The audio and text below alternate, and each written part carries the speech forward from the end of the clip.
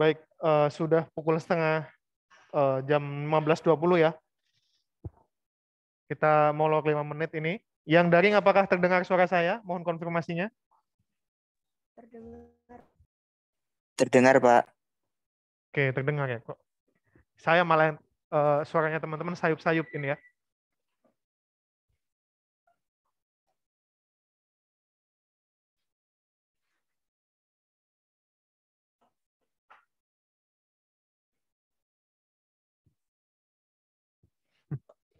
Oke, baik, kita mulai ya perkuliahan minggu ke-9 ini. Bismillahirrahmanirrahim. Assalamualaikum warahmatullahi wabarakatuh. Di depan, yang di belakang. Silakan yang di belakang ini masih ada yang kosong nih. Diisi aja yang di biar meskipun teman-teman ngantuk-ngantuk nggak apa-apa ya. Oke.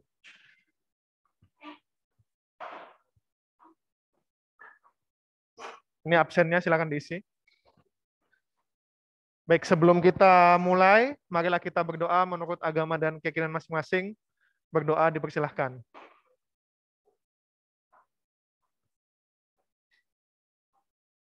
Berdoa dapat dicukupkan. Kita akan melanjutkan materi dasar-dasar gelombang ya. Pekan lalu di minggu 8 kita sudah banyak membahas tentang dasar dari gelombang ya. Kita membahas tentang persamaan gelombang satu dimensi ya. Pertemuan 8. Kita sudah membahas persamaan gelombang satu dimensi. Di mana bentuk persamaannya adalah do kuadrat psi per do kuadrat x sama dengan 1/v kuadrat do kuadrat psi per do kuadrat y. Et ya. Nah, kemudian kita akan melanjutkan pada pertemuan 9 ini dengan masih mengenai sifat-sifat gelombang ya. Nah, nanti kita akan membahas berbagai macam abjad yang lain ya. Kalau kemarin kita sudah kemudian kita merumuskan persamaan fungsi yang merambat ya. Di mana X-nya kita ganti dengan X min VT. Ya. Nah, sekarang kita akan lanjutkan membahas mengenai dasar dari gelombang ya, dasar optika gelombang. Nah, oh ya, minggu lalu kita juga sudah membahas fungsi harmonik ya. Nah, coba saya ingin tahu apa itu yang disebut dengan fungsi harmonik. Nah, bisa ada yang raise hand, yang luring. Silakan bisa dilihat catatannya. Sudah saya jelaskan ya minggu lalu ya. Fungsi harmonik ya. Sudah belum? Nah, ini banyak yang masih kosongan ini ya. Oke. Silakan ada yang berpendapat apa itu fungsi harmonik? Kenapa?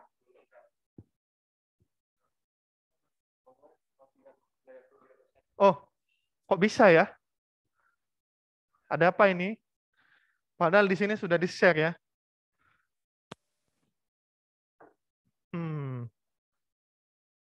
What happened?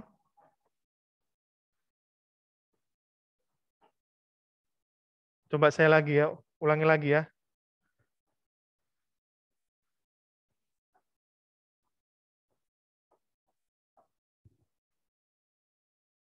Oke, muncul ya, sudah ya. Oke, tadi ternyata ada kesalahan, nggak tahu kesalahan apa ya. Oke. Tadi saya bertanya, Mas Mbak ya, fungsi harmonik. Nah, apa yang dimaksud dengan fungsi harmonik? Nah, silahkan Mas Mbak yang luring, ada yang ingin berpendapat, bisa raise hand. Ya, silakan Mbak namanya. Mbak Fitri, apa itu fungsi harmonik, Mbak?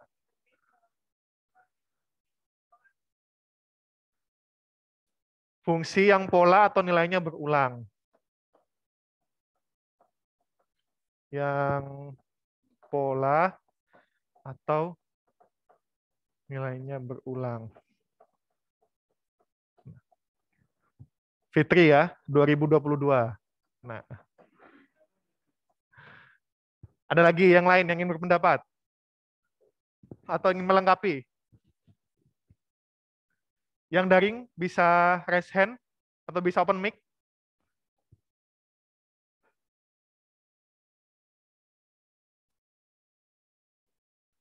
Silakan. Ya. Oh ya, minggu depan jangan lupa ya kita kuliahnya jam 15.15 ya. Supaya tidak terlalu mepet dengan maghrib ya. Nah, kan juga ada yang mungkin di Wita ya atau di WIET itu sudah taraweh mungkin ya. Jam 5 itu sudah taraweh mereka ya. Jam 5 di sini kan jam 7 di WIT ya. Oke. Ada lagi yang berpendapat? Silahkan.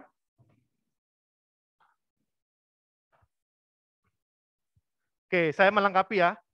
Jadi sudah benar yang disampaikan Mbak Fitri ya bahwa fungsi harmonik itu adalah fungsi yang pola atau nilainya berulang ya setiap periode atau panjang gelombang. Nah, contohnya adalah fungsi sinusoidal ya. Fungsi sinusoidal itu ada dua. Jadi karena depannya sinusoidal bukan berarti hanya sin saja.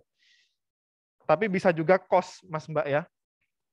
Kalau sin dia akan berangkat dari pusat. Nah, kalau cos dia berangkat dari amplitudenya atau simpangan terjauhnya. Nah, ini juga sama-sama keduanya sinusoidal. Jadi istilahnya meskipun dia cos tapi bukan kosinusoidal, tapi dia termasuk dalam sinusoidal juga. Nah, definisi ini kita lihat ya pada periode. Nah, jadi setiap misalkan kita tahu bahwa satu panjang gelombang itu adalah atau satu periode itu adalah satu bukit dan satu lembah ya. Maka kemudian nilai di sini itu akan sama dengan di sini. Atau nilai di sini akan sama dengan di sini. Atau nilai yang di sini ya akan sama dengan nilai yang di sini. Nah, atau nilai di sini ya bisa kita lihat dia akan sama dengan yang di sini. Nah, dia nilainya berulang setiap periode atau panjang gelombang. Nah, dan minggu lalu sudah saya batasi bahwa ketika merambat dia tidak mengalami perubahan ya. Jadi dia relatif tidak teredam. Nah, makanya kemudian dia harmonik ya. Nah, pertanyaannya apakah gelombang teredam termasuk gelombang harmonik atau tidak kira-kira? Nah, silakan dijawab sendiri ya PR ya. Nah, kita akan menggunakan definisi ini untuk mendefinisikan apa itu bilangan gelombang dan apa itu frekuensi sudut ya. Nah, dari definisi ini kita mendapatkan sebuah konsekuensi bahwa ketika saya memiliki fungsi gelombang psi x, t, nah, dia akan memiliki nilai yang sama dengan psi x plus lambda, t. Setuju ya? Karena nilainya berulang setiap panjang gelombang. Nah, makanya kemudian ini bisa kita samakan. Dan ini kita kerjakan, misalkan kita gunakan sinusoidal ya, berarti ini adalah A sin X min VT, K ya. Kemudian A sin K, ingat selalu ada K-nya ya. Karena kalau X saja atau X min VT saja itu kan masih posisi ya. Nah, sedangkan dia itu butuhnya sudut. Makanya kita butuh K gitu ya. Nah, tapi berapa besarnya K? Bentuk matematis dari K bagaimana? Nah, ini yang akan kita cari ya. Ini juga A sin K berarti X plus lambda ya min VT. Nah, dan kita lihat ya, ketika dia terjadi penambahan lambda ya, dia juga akan bertambah sebanyak 2pi. Ya. Kita tahu bahwa 2pi adalah satu periode. Ya. Nah, ketika dia lambdanya bertambah 1, maka dia akan juga bertambah 2pi. Kita lihat, misalkan ada sebuah sin 30 dengan sin 390. Sama atau beda nilainya? Coba pakai kalkulator di HP-nya.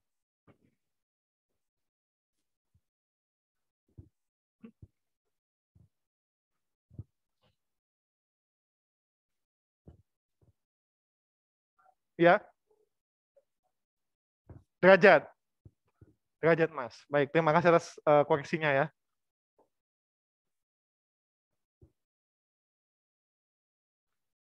Sama ya? Nah, ya memang, karena memang ini adalah sama dengan sin 30 plus 2pi ya. Nah, berarti bisa kita tuliskan seperti ini. Ketika dia mengalami penambahan lambda, maka ini plus 2pi. Atau ketika dia min lambda, berarti ini min 2pi ya. Nah, maka kemudian ini kita plus 2pi. Kita coret ini. Ini di dalam ya, ini di dalam sin ya. Ini juga di dalam sin. Ini di dalam sin, ini nggak cukup ininya ya. Kita coret asinnya, sehingga kita mendapatkan Kx min KVT sama dengan, ini kita uraikan terlebih dahulu, ini Kx, ini K lambda.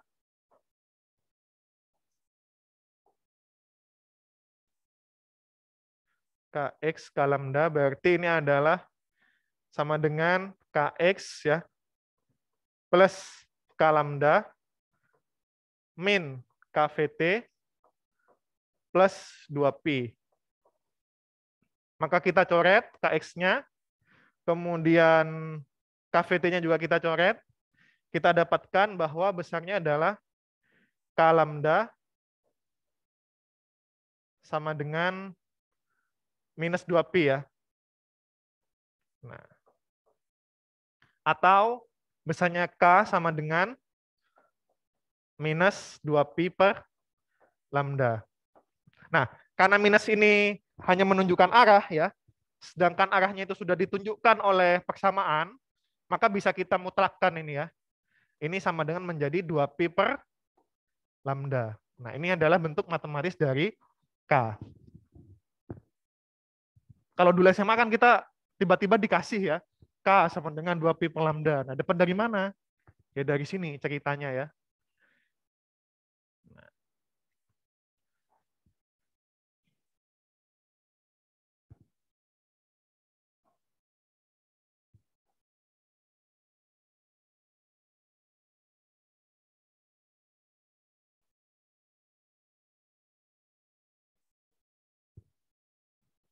Nah, sambil dikoreksi ya, min plusnya mungkin ada yang keliru.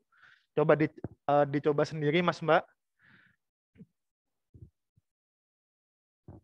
Gimana? Ada yang keliru?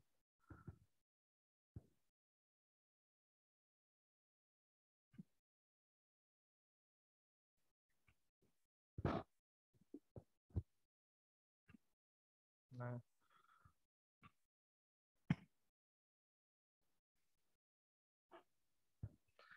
Ini definisi secara matematis ya. Secara fisis, apa definisi K? Nah, mungkin ada yang ingin berpendapat.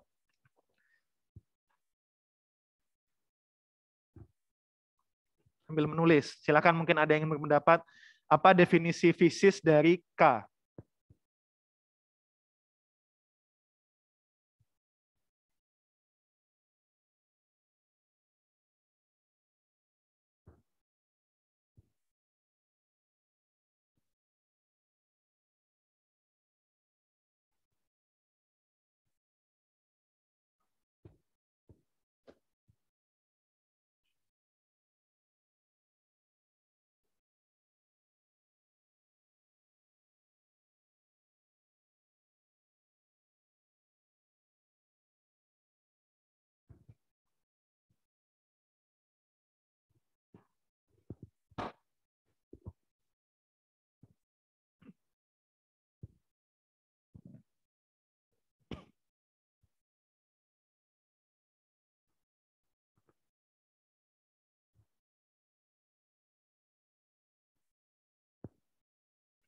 Ada yang berpendapat? Yang daring? Apa yang dimaksud dengan K secara fisis? Nah, ini secara matematis kan dia adalah 2Pi per lambda.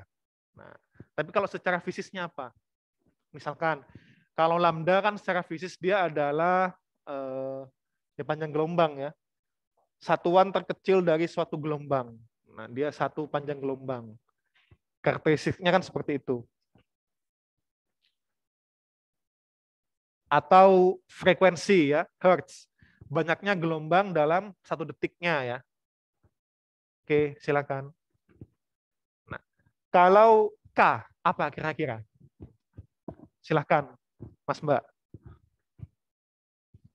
Biar nggak terlalu ngantuk ya. Kalau kemudian saya yang terus yang ngomong kan ini ya, bablas ya. Oke, silakan Mas. Nama? Oke, Mas Itkon.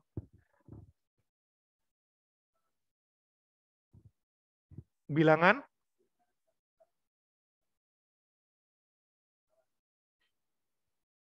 Oke, menurut Mas Itkon, K itu adalah bilangan alami dari gelombang. Nah, alami itu maksudnya seperti apa, Mas?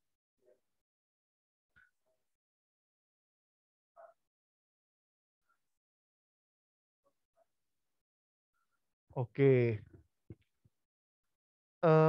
Sebenarnya yang khusus dari gelombang itu adalah frekuensi ya, atau lambda ya.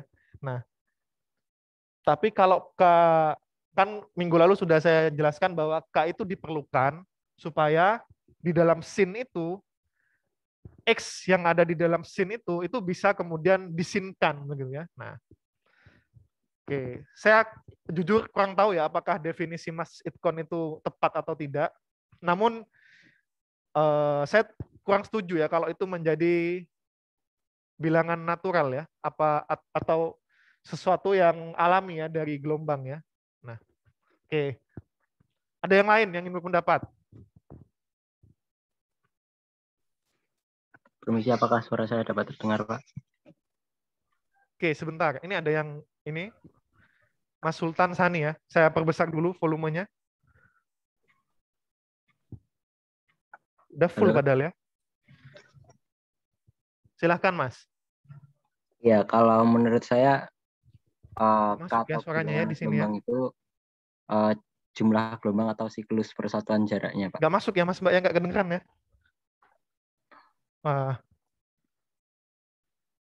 Ini volumenya mana ini? Sebentar Mas. Setting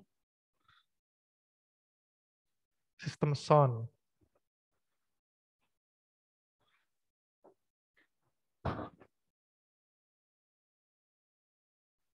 Nggak ada volume ya. Ada yang tahu mungkin?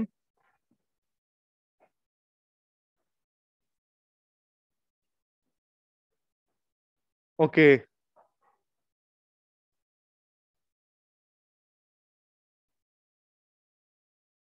Nggak bisa digeser. Oke, silakan Mas.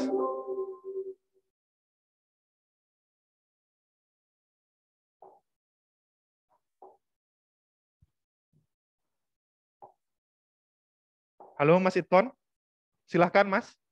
Jika ingin berpendapat tadi. Mas Itkon. Siapa? Mas Sani.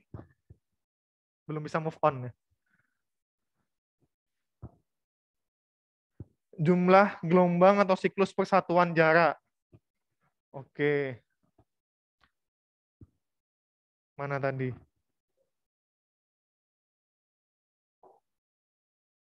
Zoom.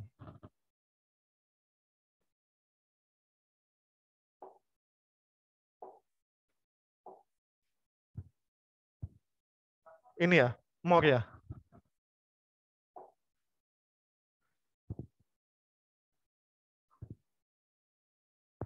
Fungsi yang merepresentasikan gelombang merupakan diferensial oleh dua. Oh, kalau menurut saya K atau bilang gelombang merupakan jumlah gelombang atau siklus persatuan jarak dari sebuah gelombang. Oke. Nah ini menurut saya sudah tepat definisinya ya. Siklus dia menyatakan sebuah frekuensi spasial, Mas Mbak ya. Jadi frekuensi itu nanti kita akan lihat bahwa ada dua ya. Ada frekuensi temporal terhadap waktu dan ada juga frekuensi spasial ya. Nah, jadi K itu juga dapat kita nyatakan sebagai, nggak muncul ini kalau gini ya.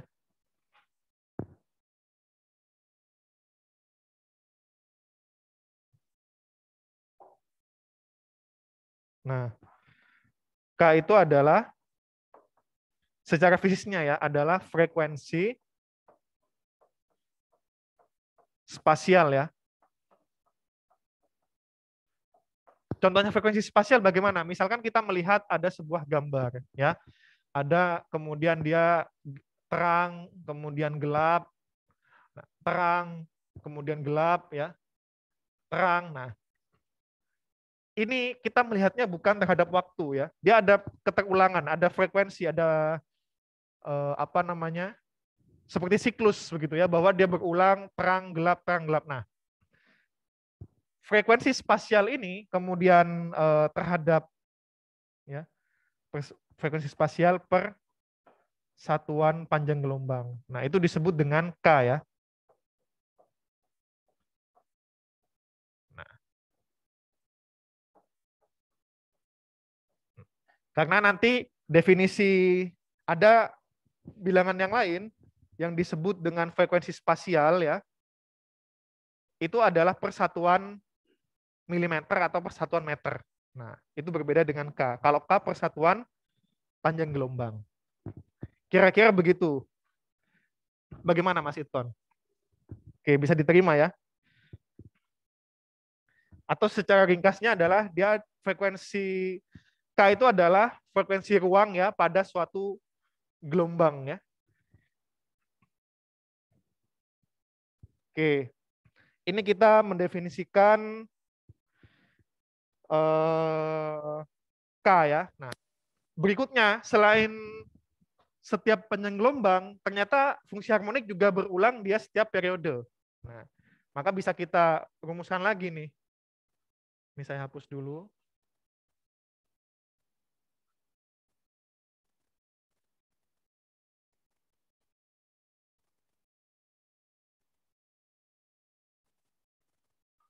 Oke. Nah, jadi alih-alih dia berulang di lambdanya, kita lihat bahwa dia akan berulang di T-nya ya.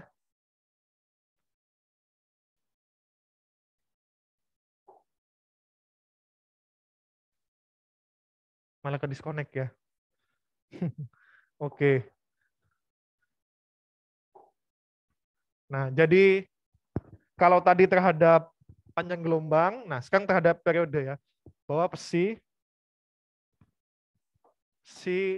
X, T, dia akan memiliki nilai yang sama dengan psi X, T tambahkan T ya.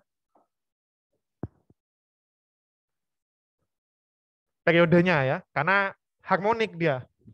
Nah, maka bisa kita jabarkan lagi sebagai asin K X min VT. Ini sama dengan asin K X min V dalam kurung ya. T plus T besar periodenya plus 2Pi. Ingat bahwa ketika dia bergeser satu periode pun, dia akan juga bertambah sebanyak 2Pi. Nah, ini di dalam ya, argumen ya. Nah, maka,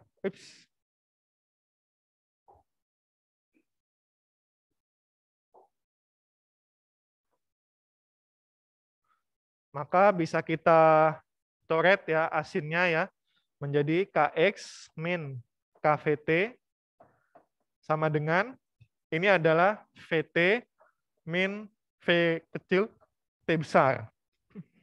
Kx min KVT min KVT besar ya plus 2Pi. Sehingga ini bisa kita coret. Nah, menjadi dia ke sini ya. KVT itu sama dengan 2Pi. Nah, kemudian di sebelumnya kita sudah mendapatkan ya bahwa dia besarnya adalah 2pi per lambda. Maka kita masukkan besarnya adalah 2pi per lambda kalikan V kalikan T sama dengan 2pi. Maka 2pi-nya kita coret, maka V kalikan T sama dengan lambda. Nah, V adalah lambda per T. Nah,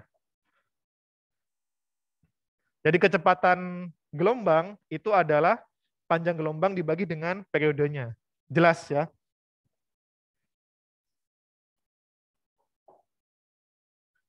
Nah, jadi ini satuannya adalah meter ya.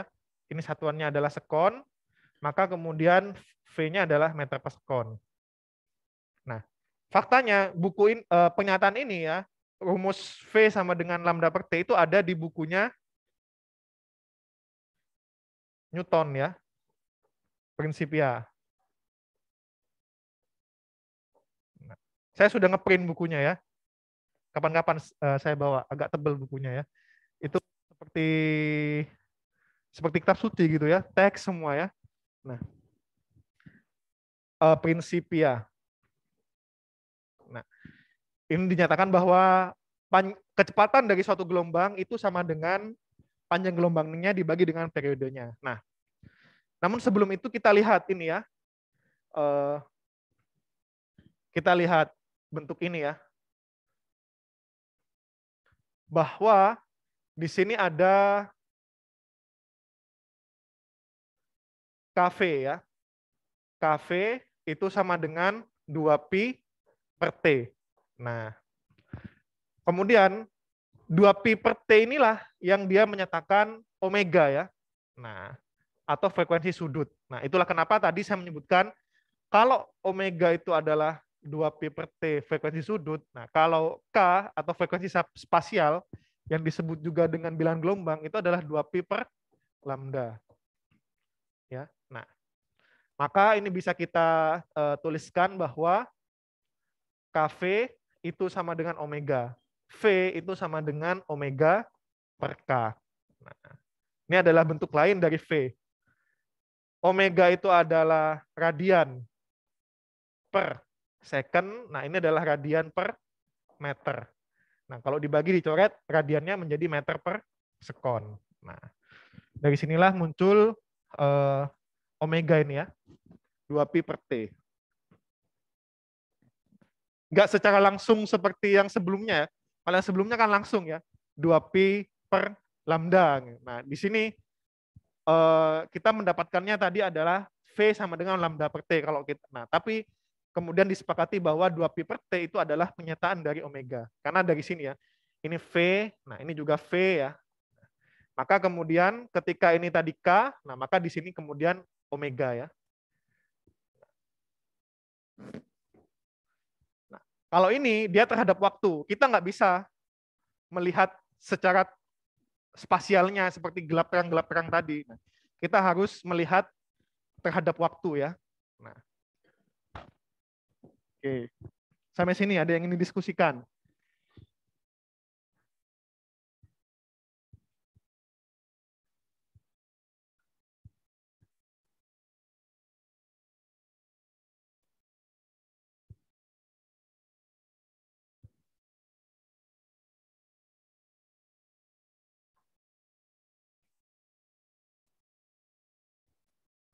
Oke, jelas ya. Betul ya penghitung-hitungannya ya. Kalau salah bisa dikoreksi Mas Mbak ya. Nah, jadi dengan definisi omega ya, kemudian K dan seterusnya, maka persamaan gelombang yang awalnya adalah asin K X min VT itu bisa kita tuliskan menjadi banyak bentuk Mas Mbak ya. Jadi serupa tapi tak sama. Bisa kita tuliskan sebagai asin Kx min omega T ya. Atau kalau kita lihat arahnya bisa ke kanan atau ke kiri, kita tulis plus minus saja ya. Atau min plus ya. Supaya dia tidak hanya merepresentasikan satu arah saja. Nah, kemudian ini juga min plus. Atau juga bisa sebagai asin K X plus FT ya. Nah, kemudian asin 2pi X per lambda plus T plus per T besar dan bentuk-bentuk lainnya ya. Nah, tapi intinya itu sama Mas Mbak ya. Dia berangkatnya dari sini. Dan kita sudah belajar ini minggu lalu. Kenapa bentuknya seperti ini kan ya. Nah, oke.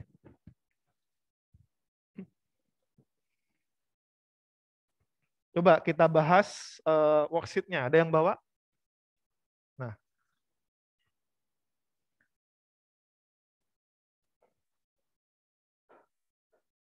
Yang kedua, Mbak. Atau ini dulu ya, yang nomor 5 ini ya. Yang 1 ya, coba lihat yang 2. Yang 2 ini habis ini. Ini sebenarnya minggu lalu, cuman waktunya karena habis, maka saya bahas. Nah, nomor 5 di worksheet 8 ya. Ada sebuah persamaan si X, Y, T. Nah, dia berarti dia merambatnya ke arah mana, Mas Mbak?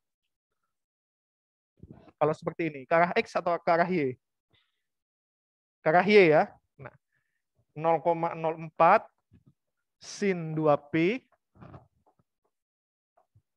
Y per 6 kali 10 pangkat min 7 plus T per 2 kali 10 pangkat min 15. Ini sudah dalam bentuk persamaan seperti ini ya. Nah, kita tinggal mudah sekali ya mencarinya ya. Nah, apakah fungsi tersebut menggambarkan sebuah persamaan gelombang? Jelas ya. Ini identik ya dengan yang ini. Coba diperhatikan. Bedanya cuman X diganti Y gitu ya. Jika iya, maka hitunglah frekuensi. Nggak perlu dihitung ya. Nah, frekuensi adalah seperti ya dihitung ya ternyata ya. Berarti dia 1 per 2 kali 10 pangkat min 15. Atau 5 kali 10 pangkat 14 ya. Hz. Nah, kemudian panjang gelombangnya. Ini panjang gelombangnya ya. Nggak usah kita hitung ya. Nah, ini lambda. Amplitudonya ini. Amplitudonya. Dan arah perambatannya ke arah Y positif atau negatif? Yang keras, Mbak? Negatif, ya betul. Karena ini positif ya. Arah Y negatif. Kemudian kecepatan. Nah, kecepatan lambda per T ya. Ya tinggal dibagi. V sama dengan lambda per T. Lambdanya adalah 6 kali 10 pangkat min 7 dibagi dengan 2 kali 10 pangkat min 15 atau 3 kali 10 pangkat 8 ya. Nah, kecepatan cahaya ya. Nah, berarti yang merambat ini adalah sebuah cahaya. Oke. Nah, kita lanjutkan. Ada pertanyaan? Jelas ya? Oke. Jadi materinya sama seperti SMA ya, cuman lebih dalam begitu. Jadi Mas Mbak bisa tahu kenapa kok terbentuk seperti itu.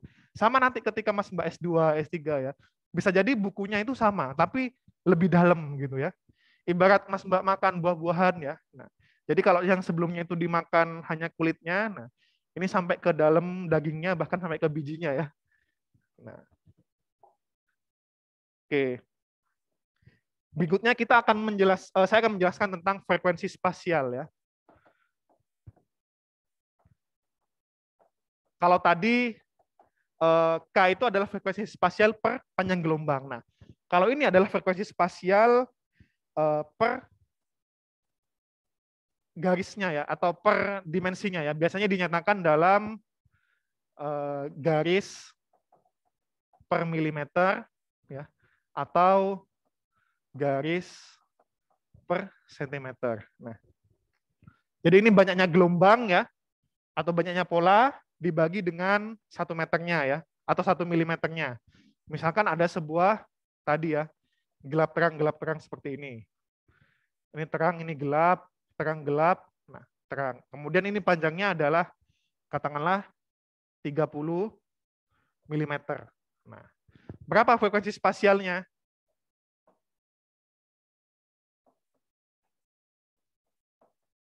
1, 2,5 ya.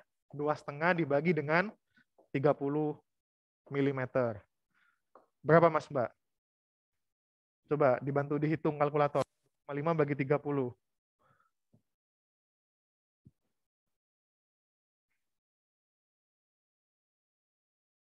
Berapa? 0,0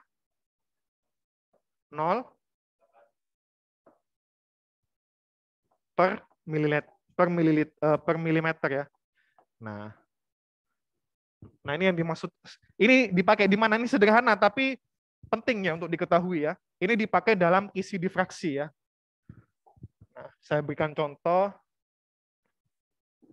Mana nih exit-nya ya? Sebelah mana Mas Mbak?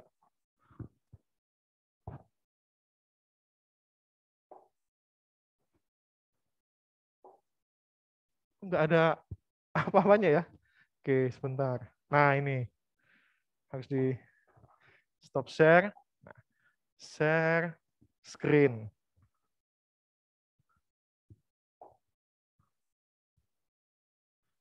Kisi difraksi.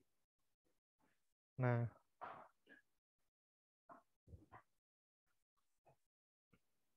biasanya dia dinyatakannya seperti ini ya. Contohnya seperti ini. 100 garis per milimeter. Nah, jadi dalam 1 milimeternya itu ada 100 kisi. Nah, kisi itu bentuk realnya itu adalah perbedaan indeks bias ya. Jadi misalkan muncul ya itu ya. Mana zoom-nya?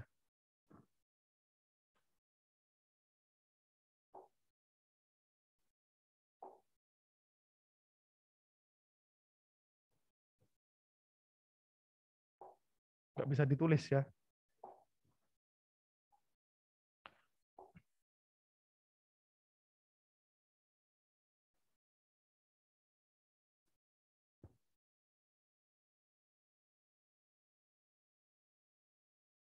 Oh.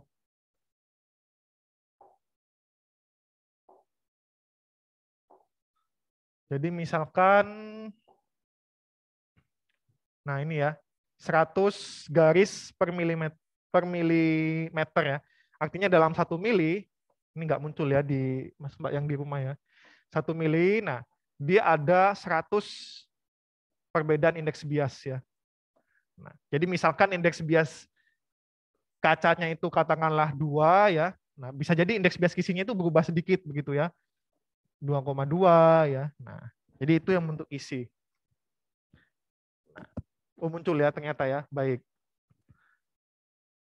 Nah, ini 1 milimeternya bayangkan ada 100 kisi. Nah, bahkan ada yang 1 milimeternya dia 300 kisi ya. 300 garis. Nah, dan bahkan 1 milimeternya ada yang 600 garis. Nah, sebenarnya kisi difraksi ini sudah ya, ada di kelas TN2 itu ya. Namun belum dipraktikumkan karena kemarin ketika membeli mikroskopnya itu cuman mejanya doang gitu, nggak ada kaca pembesarannya. Fungsinya ini nanti Mas Mbak bisa menghitung berapa besarnya kecepatan cahaya dari sumber cahaya. Misal frekuensi ya, sorry, bukan kecepatan cahaya, frekuensi dari sumber cahaya. Misalkan ada lampu neon ya, nah itu berapa frekuensinya. Kalau lampu yang putih ini susah kita mencari frekuensinya ya, karena putih itu kan gabungan dari banyak spektrum warna. Biasanya kita menggunakan yang lampunya itu satu warna, entah yang orange ya, atau yang hijau atau yang kuning. Nah, kalau pakai kisi difraksi ini nanti dengan mikroskop ya, itu bisa kita mengetahui, oh ternyata panjang gelombang lampunya adalah 500 nanometer misalkan, dan seterusnya. Ya, berarti teman-teman belum bisa, semoga tahun depan ya adik tingkat kalian nanti bisa eksperimen ini, isi difraksi ya. Karena percobaan fisika itu baru tahun ini diselenggarakan di departemen. Sebelumnya itu di MIPA. Dan kalau teman-teman tanya ke teknik nuklir, sudah dimulai belum praktikum fisikanya? Yang angkatan 2021. Ada yang tahu? Kenapa?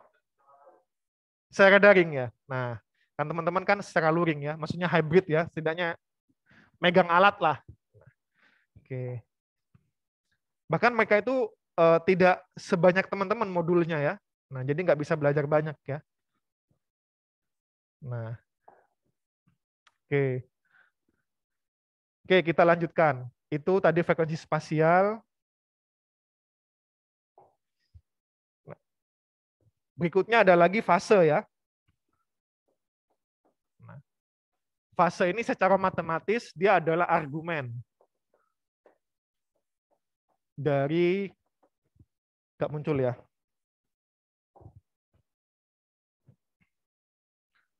Fase. Nah, fase ini adalah dia argumen dari fungsi sinusoidal. Secara matematis ya. Jadi misalkan ada Y sama dengan asin Kx min omega T. Nah, Kx min omega T ini disebut dengan fase. Atau simbolnya adalah V ya. Ini sama dengan yang seperti ini sama saja. Bacanya adalah V. Nah, itu secara matematis. Kalau secara fisis, fase itu adalah menyatakan bentuk dari gelombang ya. Nah, misalkan kita memiliki gelombang yang fasenya katakanlah bisa kita ubah-ubah ya. Misalkan Kx min 30 ya. Dengan yang fasenya asin Kx min 120 misalkan ya. Nah, jadi yang ini itu bisa jadi dia seperti ini ya. Tapi untuk yang ini dia bisa jadi lebih besar ya. Ini tidak terlalu tepat. Kalau teman-teman yang tepat bisa menggambarnya di Desmos ya. Sudah tahu belum Desmos ini? Desmos ini adalah website untuk menggambar persamaan.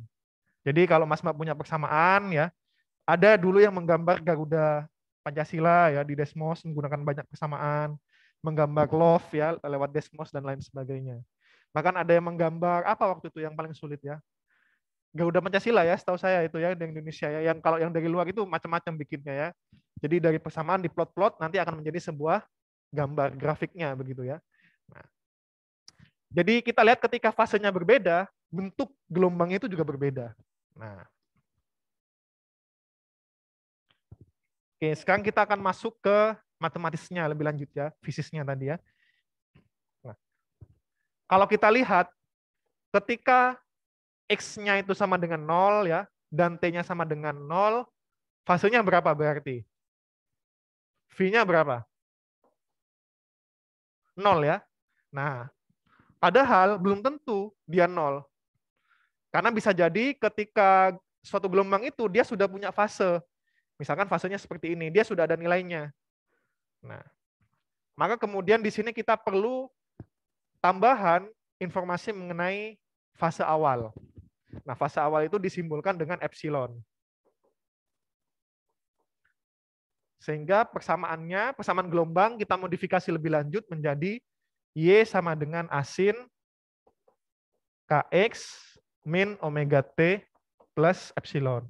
Kenapa butuh epsilon? Karena tidak semua gelombang itu ketika X dan T-nya 0, itu sama dengan 0. Nah, makanya kemudian ada epsilon ini, ada fase awal. Jadi misalkan fase awalnya 30 derajat, bisa kita masukkan langsung, meskipun X dan T-nya 0, karena dia di awal ya. Nah, ini dalam teknisnya bisa kita bangkitkan ya, menggunakan generator. Jadi di generator kita bisa memilih fase. Mau yang fasenya berapa ya. Oke. Dan kita lihat ya, dari persamaan ini Kx min omega t plus epsilon 0, jika kita turunkan fasenya ya, dV per dt, maka kita akan dapatkan minus omega. Ya. Kemudian kalau dia dV per, ini do ya, parsial ya, karena yang lain tidak kita perlakukan ya. dV per do x itu adalah K. Ya. Nah, karena ini hanyalah arah, sekali lagi ini bisa kita mutlakkan ya, menjadi omega. Nah, kita lihat, ini sama-sama ada do V-nya. Maka kalau kita proses ya, do x per do t, atau ini adalah do V per do x, ini adalah do V per do t, ya, maka ini adalah omega per K. Atau ini sama dengan V ya, balik lagi. Nah, konsisten ya masih ya definisinya ya, bahwa V sama dengan omega per K. Nah, jadi nggak akan berubah meskipun di utak-atik ya, dia tetap akan kembali ke bentuk awal, bahwa V sama dengan omega per K. Nah, dan fase ini sangat menarik Mas Mbak ya. Fase ini adalah menurut saya ya adalah salah satu abjad dari optika gelombang yang paling menarik. Karena di fase kita bisa ya, di fase itu kita bisa merekayasanya bahwa 1 tambah 1 itu tidak selalu sama dengan 2 menggunakan fase ya. Bahkan 1 tambah 1 itu bisa sama dengan 0. Nah, ini yang terjadi di interferensi apa Mas Mbak? Destruktif ya. Nah, jadi ketika ada 2 gelombang ya, jadi fase itu nanti kita akan melihat ada namanya phase in ya, atau dia memiliki fase yang sama. Nah, ini akan terjadi interferensi konstruktif ya. Interferensi konstruktif. Ini saya hapus dulu.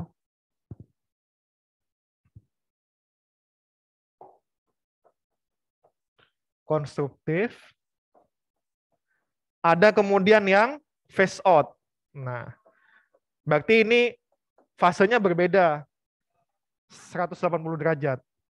Jadi misalkan yang phase out itu satu gelombang dia plus P, nah kemudian gelombang yang satunya adalah min P. Nah, kalau ini kita tabrakkan ya, maka di tengah-tengahnya misalkan seperti ini ya.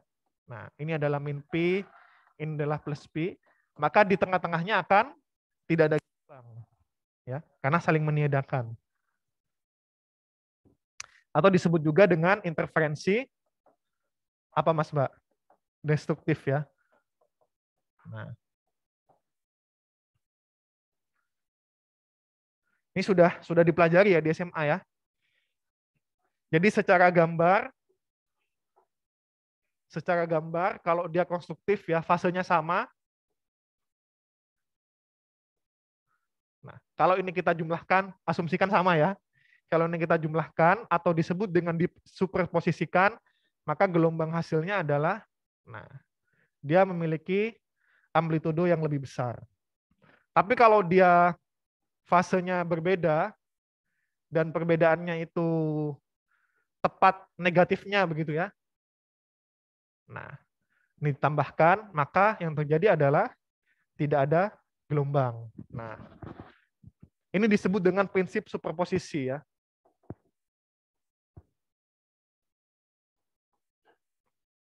Bahwa 2 gelombang itu adalah penjumlahan linear dari gelombang pembentuknya. Jadi misalkan ini adalah V3, ini adalah psi 2, ini adalah psi 1, maka psi 3 adalah linear. Psi 1 tambahkan psi 2.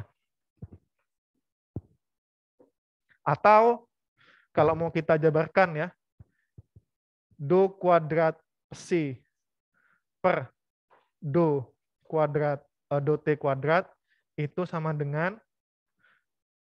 1/V kuadrat do kuadrat psi do T ya. Tambahkan 1/V kuadrat per do T kuadrat. Nah, pertanyaannya muncul. Dalam hukum kekalahan energi, kita tahu bahwa energi tidak dapat diciptakan dan energi tidak dapat dimusnahkan. Nah, tapi di sini kok hilang? Nah, pertanyaannya, kemana cahayanya? Padahal kan energi itu tidak dapat diciptakan dan tidak dapat dimusnahkan kan ya. Tapi di sini ketika terjadi interferensi destruktif, awalnya dia ada cahaya, kemudian bayangkan ya ada 2 laser begitu ya. Laser 1 ada cahayanya, laser 2 ada cahayanya, tapi ketika ditambahkan dia nggak ada. Nah, kemana kira-kira cahayanya? Ada yang ingin berpendapat? Silahkan.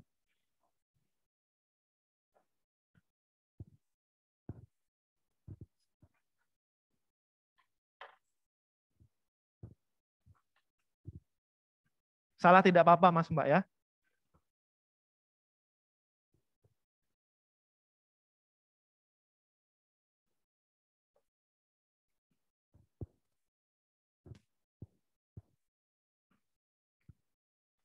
Nah, ini saya gunakan, Mas Mbak ya. Prinsip ini saya gunakan dalam membuat paper saya ya. Jadi saya membuat sebuah artikel ilmiah begitu yang menggunakan prinsip fase ini ya.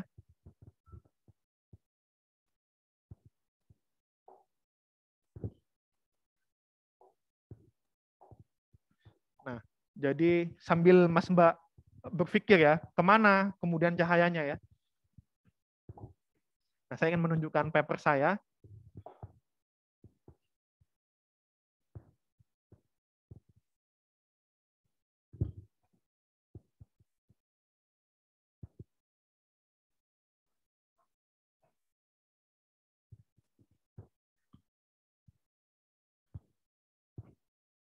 Nah, jadi kalau nanti Mas Mbak menerbitkan sebuah artikel ilmiah, nanti itu akan diindeks oleh Google ya. Nah, salah satunya adalah ada Google Scholar. Nah, kalau nggak menerbitin artikel ilmiah, ya kosongan ya, nggak ada isinya ini ya. Jadi yang akan muncul di sini hanyalah adalah artikel ilmiah, baik berupa bahasa Indonesia, bisa bahasa Inggris ya. Contohnya ini ya.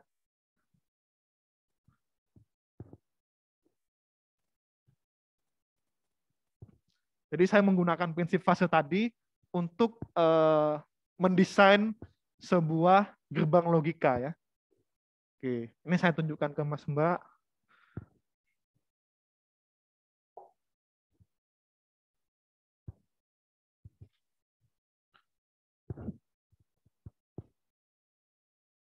Waduh, harus sign in segala ya.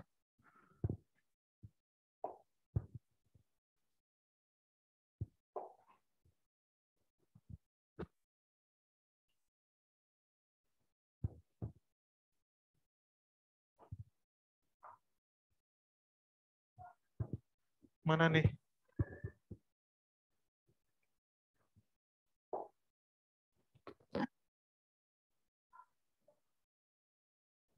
Download.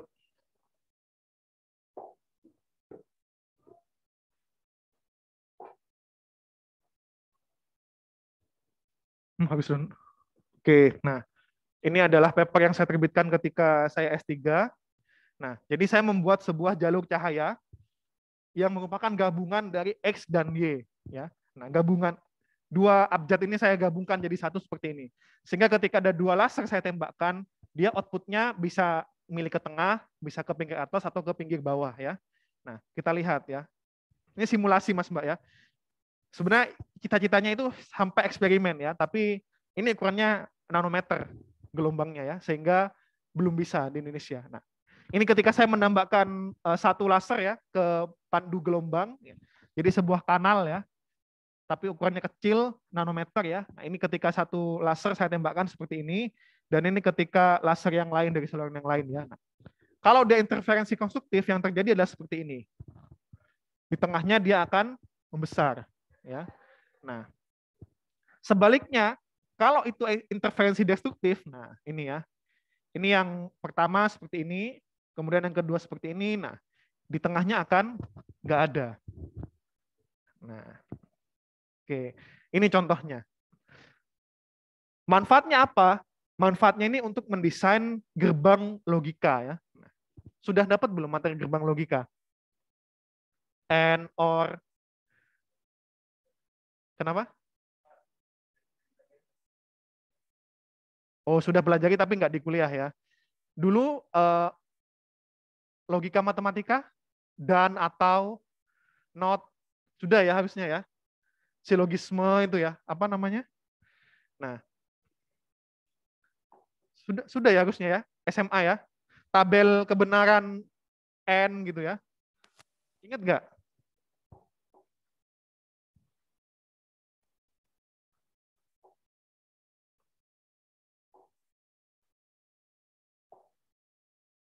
Nah. Mas Sultan Sani, raise hand, ada yang ingin disampaikan? Halo, apakah suara saya terdengar, Pak?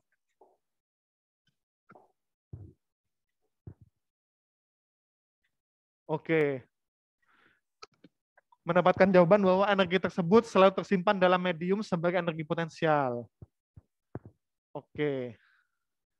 Nah, biasanya ya kalau cahaya dia akan menjadi kalor ya. Jelas bahwa energi itu tidak dapat diciptakan dan tidak dapat dimusnahkan ya. Ketika ada dua cahaya kemudian saling menyediakan, artinya dia terjadi konveksi energi ya. Nah, dari cahaya menjadi kalor. Dalam hal ini ya. Nah, jadi jawabannya adalah kemana menjadi kalor atau ini menjadi energi potensial ya. Berarti dia masih tersimpan, belum dilepaskan sebagai kalor. Tapi dalam praktiknya, dalam realisasinya ya, dia ketika kita menembakkan dua laser dan dia saling meniadakan karena fasenya berbeda, maka kita bisa mengecek juga bahwa permukaannya akan menjadi sedikit lebih panas ya. Nah, oke, semoga menjawab ya. Oke, kita lanjutkan tadi ya tentang gerbang logika ya. Nah ini manfaat fase ya. Jadi gerbang logika itu kan ada banyak ya, ada and ya, ada or, ada not ya, ada nen ya. Ini nanti teman-teman akan belajar ini di elektro ya. Ada nor, ada SOR ya, XOR, dan ada SEN, XN. 1, 2, 3, 4, 5, 6, 7. Ada lagi satunya, ada 8 ya. Nah, N itu dia memiliki tabel kebenaran seperti ini, Mas Mbak ya. Ini input 1, input 2, Y ya. 1, 0, 1, 0. 1, 1, 0, 0. Sudah harusnya ya. Ini SMA, belum. Belum ya. Jadi N itu ketika inputnya 1 dan 1, dia akan bernilai 1. Selain itu dia bernilai 0. Jadi ketika ada sebuah elektron ya, sebuah rangkaian listrik ya. Nah, kan biasanya seperti ini. Nah, ada data 1, kemudian ada data 1, maka dia akan keluar outputnya 1. Ya. Kalau dia datanya di sini 1, kemudian di sini 0, maka kalau dia N akan 0. Nah, makanya nanti rangkaian listrik IC ya, microcontroller itu di dalamnya ada gerbang logika seperti itu. Nah, dan gerbang logika ini menjadi basis dari komputer ya. Kita lihat bahwa komputer itu terdiri dari bit-bit data ya 1010. Nah, bagaimana kemudian 1010 itu diproses yang menggunakan gerbang logika ya. Nah, mungkin kalau teman-teman suka ngoprek elektronik sudah familiar ya terhadap gerbang logika ini. Nah, tadi saya biasanya satu gerbang logika itu dia butuh satu IC sendiri ya. Nah, ini contohnya ya. IC Logix Gate.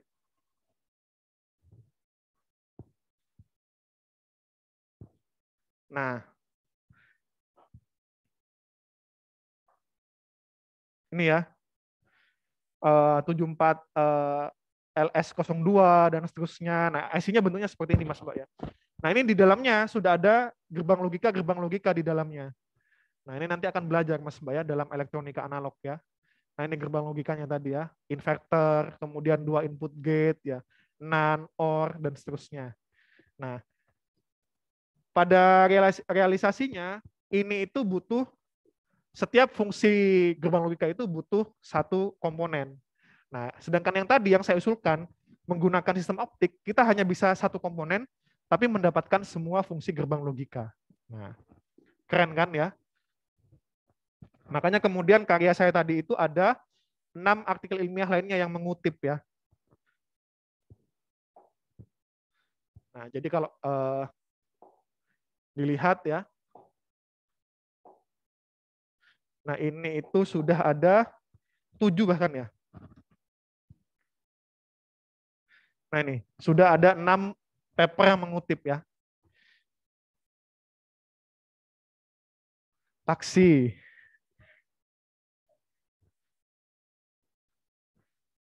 Oh, salah, zebra cross.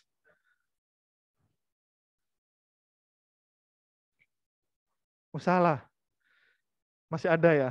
Oh, dia ganti ya gambarnya ya. Nah, bukan robot ya. Nah, ini yang mengutip paper-papernya ya. Nah, jadi tadi satu panjang gelombang, satu struktur gelombang itu bisa digunakan sebagai all optical logic gates. Nah, jadi itu fungsinya Mas Mbak. Ini tujuannya, impian besarnya adalah untuk mendesain komputer kuantum ya. Di mana komputer kuantum itu dia bekerja dengan prinsip kuantum ya. Jadi alih-alih menggunakan elektron yang lambat tanda petik ya, dia menggunakan foton yang cepat. Bahkan kan tidak ada ya yang kecepatannya lebih dari kecepatan foton ya. Nah, maka kemudian dia bisa menjadi sebuah ultimate komputer ya. Oke, itu tentang fase Mas Mbak ya. Nah, oke, sudah semua dasar dari gelombang. Nah, kita akan melanjutkan dengan representasi matematisnya. Nah, ketika kemudian kita melakukan operasi ya menggunakan sinusoidal, itu akan rumit Mas Mbak ya. Nah, misalkan kita ingin menjumlahkan 2 gelombang ya tadi ya, superposisi ya. Nah, bayangkan, misalkan ini adalah A sin Kx ya, min omega 1T tambahkan B sin K2X min omega 2. Nah, nuliskan ini saja sudah panjang ya, apalagi kemudian kita jumlahkan ya. Dalam trigonometri kita belajar misalkan ada A sin X tambahkan B sin Y. Masih ingat rumusnya? Coba sambil dibantu dicek di internet. Berapa? Coba cek. Penjumlahan 2 sinus. Itu panjang ya. Yang saya ingat itu kalau dia sin X tambah Y ya. Nah, ini menjadi sin X cos Y min ya. Plus ya. Plus apa min? Cos X sin Y. Nah, ini saja sudah panjang ya. Kalau yang di atasnya. Coba.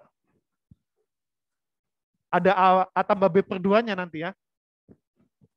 Atau sin X tambah sin Y saja. Nggak usah AB. Berapa? Berarti ada X sin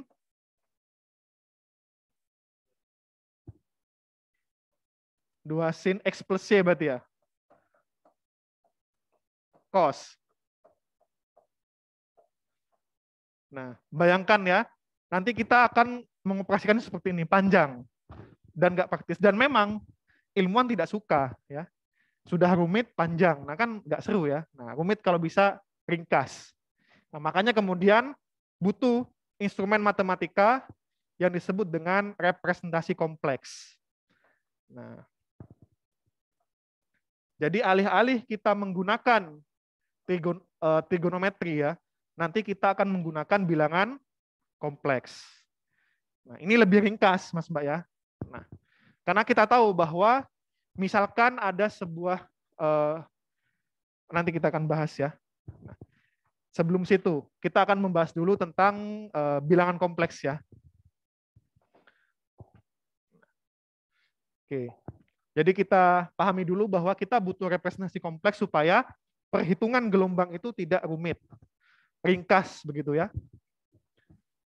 Jadi bilangan kompleks kita simbolkan dengan Z itu sama dengan X tambahkan IY, di mana I-nya itu adalah akar min 1. Dia terdiri dari bilangan real ya, X-nya, dan Y-nya adalah bilangan imajiner.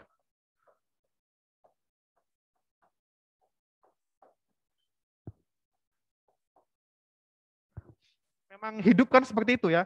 Kita punya sesuatu yang real, tapi kita juga punya sesuatu yang masih angan-angan, masih imajiner. Makanya kemudian kehidupan itu kompleks. Seperti bilangan kompleks ya. Nah, kalau digambarkan ya dalam grafik, maka ini adalah X-nya, ini adalah Y-nya. Atau ini adalah real, ini adalah imajinernya.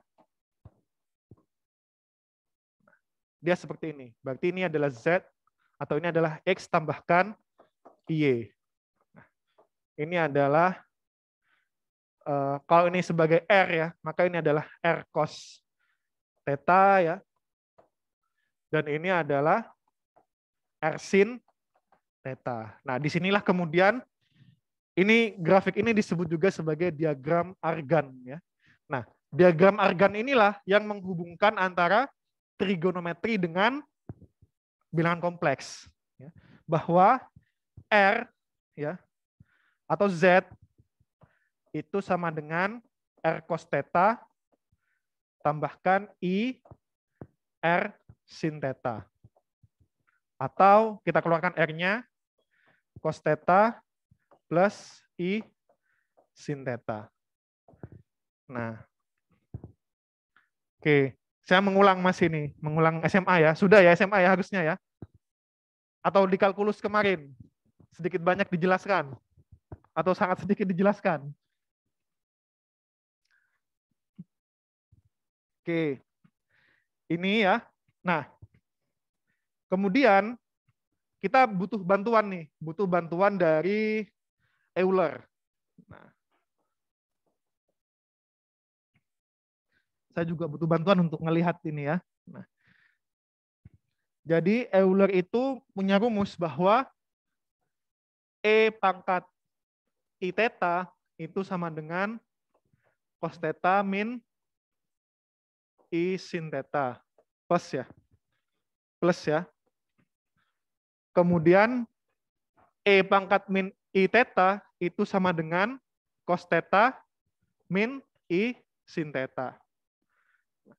Misalkan kita jumlahkan, nah ini kan habis ya, menjadi 2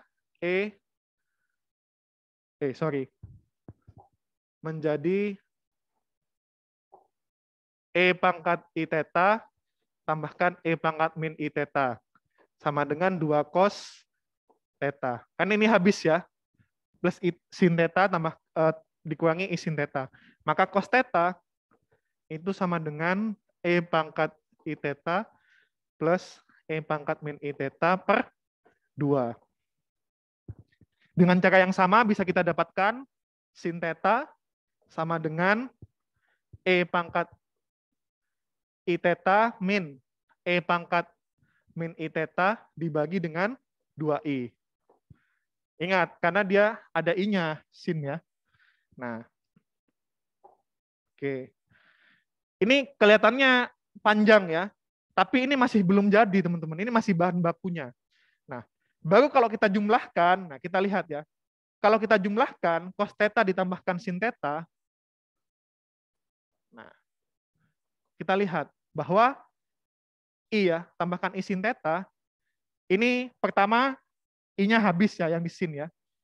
Kemudian dia akan menjadi E pangkat I theta. Atau ini bisa kita tuliskan sebagai R E pangkat I theta.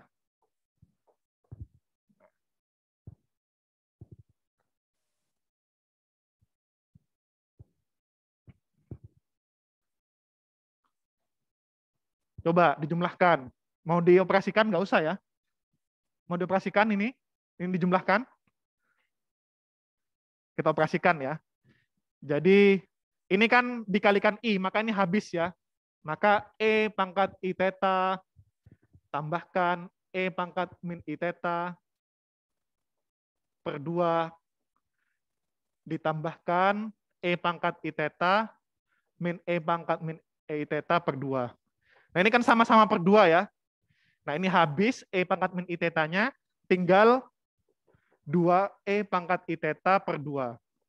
Jadi sama dengan E pangkat I theta. Nah, jadi nanti kita akan menggambarkan bahwa Z, ya, jadi awalnya sin cos itu menjadi RE I theta. Nah, ini kalau kita bermain sedikit ya, misalkan R-nya sama dengan 1 ya, kemudian cos-nya itu sama dengan Pi. Maka berapa Mas Mbak? Z sama dengan cos Pi plus I sin Pi. Berapa? Cos Pi berapa? 1 atau min 1? Min 1 ya, tambahkan 0. Maka Z-nya sama dengan min 1. Nah, bentuk ini berarti dia min 1 sama dengan R-nya tadi 1 ya. E pangkat I Pi. Ya. Betul ya. Nah, ini kalau kita gabungkan jadi 1, E pangkat I Pi plus 1 sama dengan 0. Ini yang disebut dengan the most beautiful equation. Nah, saya merinding ngomongin ya. The most beautiful equation. Cek semuanya di HP-nya. Ketikan the most beautiful equation. Nanti yang muncul apa? Coba buktikan sendiri. Ketikan the most beautiful equation.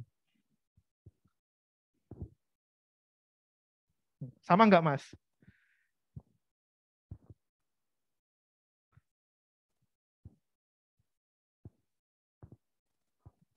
Dapatnya dari situ ya, dapatnya ya. Nah. Kenapa disebut the most beautiful equation? Karena dia mengandung semua bilangan istimewa dalam matematika. Dia mengandung pi ini kan dia tidak terhingga ya. Kemudian juga dia mengandung E, mengandung I, mengandung 1, dan mengandung 0. Nah, itulah kenapa disebut sebagai the most beautiful equation.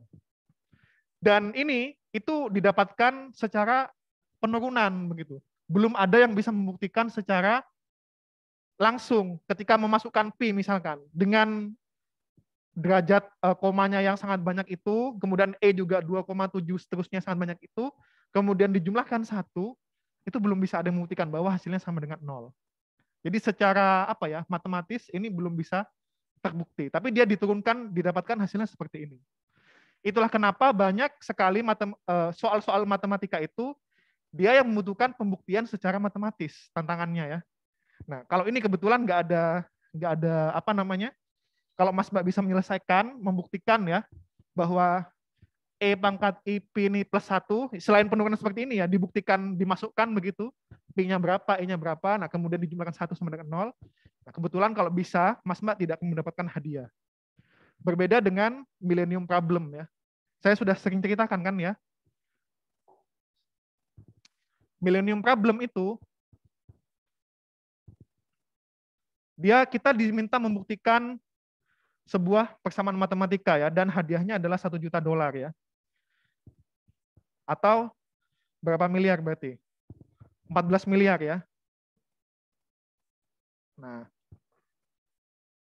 jadi di sini ada 7 soal matematika. Yang sudah terselesaikan 1 ya. Nah, ini $1 juta ya. Yang 1 yang diselesaikan, nah ini. Kenapa dari mana ada Riemann hipotesis, kemudian ada macam-macam ini? Ya dapat penurunannya dari tadi. Tapi ketika diminta multinya secara matematis itu susah ya. Nah, nanti dibaca sendiri. Bagaimana itu apa namanya? Konjektur-konjektur itu ya. Nah, dia ada persamaannya seperti ini juga, Navier-Stokes. Dia ada persamaannya seperti ini. Dari mana ya? Dari penurunan seperti tadi itu. Tapi bagaimana membuktikan bahwa itu benar? Nah, itu yang belum bisa dibuktikan. Nah, Navier-Stokes ya. Ini sering ya, di mekanika fluida ya. Sudah mekanika fluida? Berjalan. Sudah masuk Navier-Stokes? Disinggung. Oke, harusnya belajar ya nanti ya. Nah, oke. Kita lanjutkan, Mas Mbak.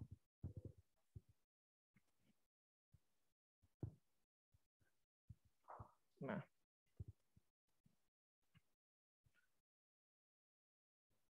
Sehingga kan kalau gelombangnya kita itu ingin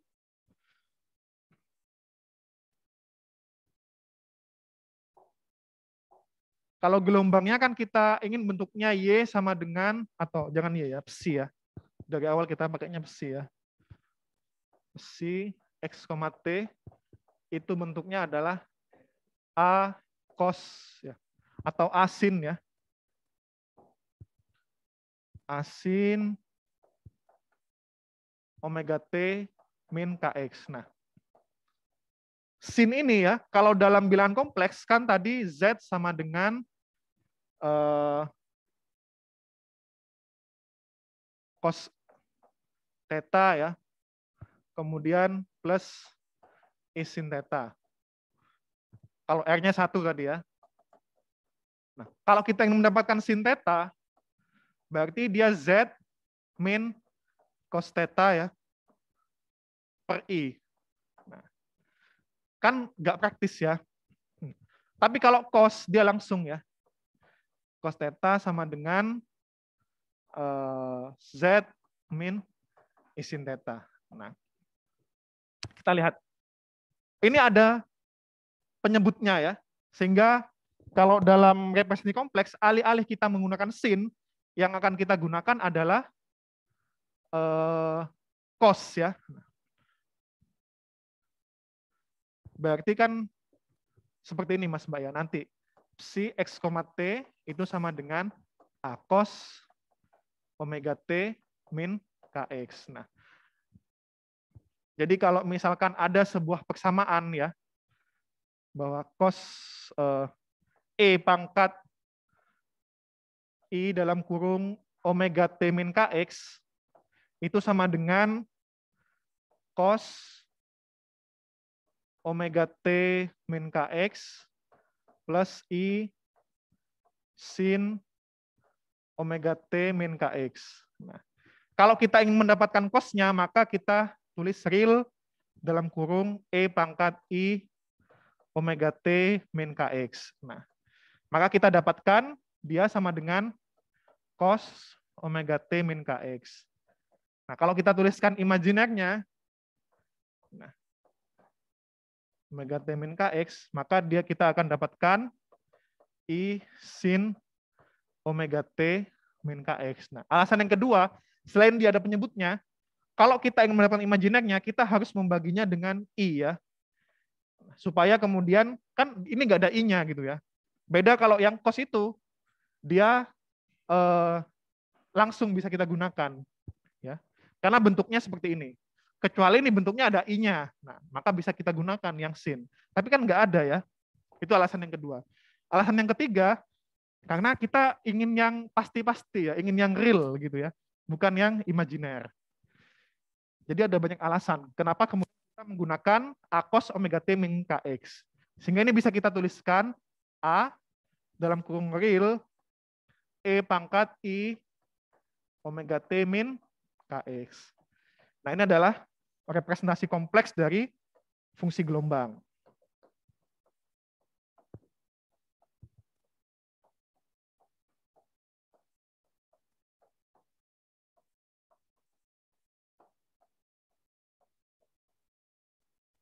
Nah,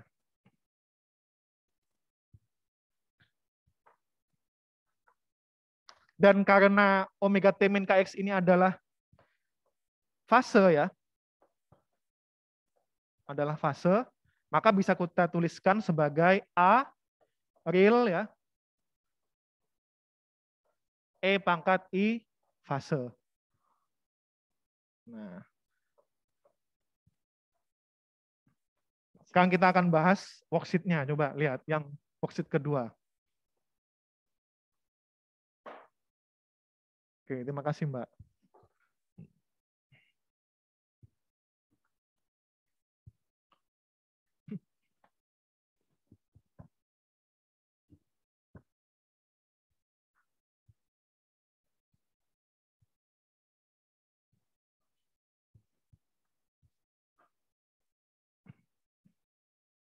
Oke, sudah semua? Nah, nomor 1 itu ya, sebuah medan listrik dari electromagnetic plane wave memiliki persamaan sebagai berikut, bahwa E sama dengan 100 V J E pangkat I KZ plus omega T. Nah, pertanyaan pertama adalah berapa amplitude gelombangnya? Ini adalah amplitudenya, A-nya. Berarti sama dengan 100. Pada arah apa gelombang tersebut merambat? Nah, ini Z ya. Maka kemudian dia merambat ke Z negatif, karena ini plus ya. Nah, B merambat ke Z negatif. Jika kecepatan gelombang adalah kecepatan cahaya, maka V-nya itu berarti 3 V-nya itu berarti adalah 3 kali 10 pangkat 8 ya. Dan kecepatan panjang gelombangnya 500, maka frekuensinya. Nah, ini adalah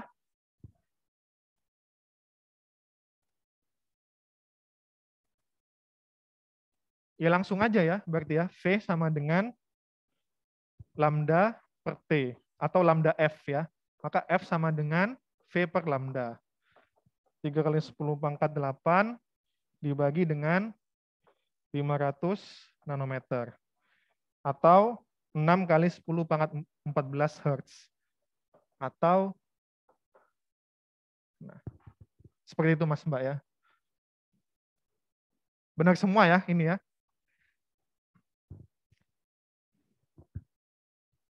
Nah, kira-kira J ini apa fungsinya? Nah, ini. Ada yang ingin berpendapat?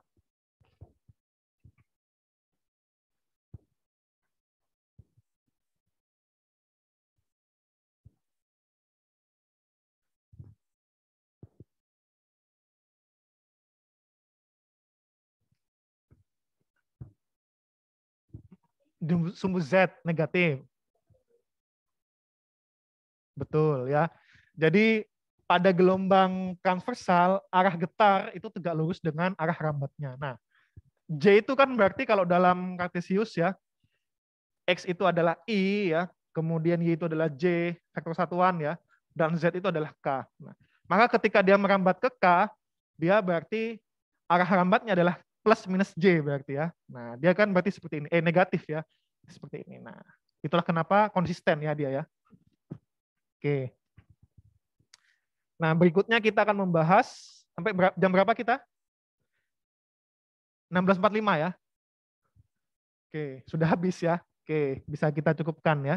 Nah, oke, saya ingin membahas sedikit tentang plane wave ya, secara deskripsi saja. Jadi, ketika yang kita bahas dari tadi itu kita belum memperhatikan faktor medium ya. Kita nggak peduli mediumnya bagaimana. Karena yang kita pedulikan itu adalah gelombangnya itu sendiri, sifat gelombangnya, amplitudenya, fasenya, dan seterusnya. Padahal medium itu berpengaruh. Nah, bagaimana kemudian untuk mengkarakterisasi atau menghitungkan pengaruh medium? Nah, maka kita gunakan pendekatan gelombang datar.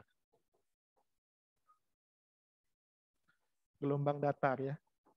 Atau disebut juga sebagai plane wave. Gelombang datar ini misalkan kita mencemplungkan sebuah batu di sungai ya. Pertama kan dia akan membesar seperti ini ya gelombangnya ya. Sampai dia membesar seperti ini. Seterusnya ya. Nah, kalau kita dekati ya dari sudut pandang segini kecil ya, sempit. Nah, dia itu kan terlihat datar ya. Padahal aslinya itu dia lingkaran, tapi karena diameternya besar dan sudut pandang kita terbatas, maka seolah-olah dia datar. Nah, sedikit gelombang ini itu yang disebut sebagai gelombang datar. Nah, karena kalau kita memperhitungkan semuanya nanti 3 dimensi dan itu rumit.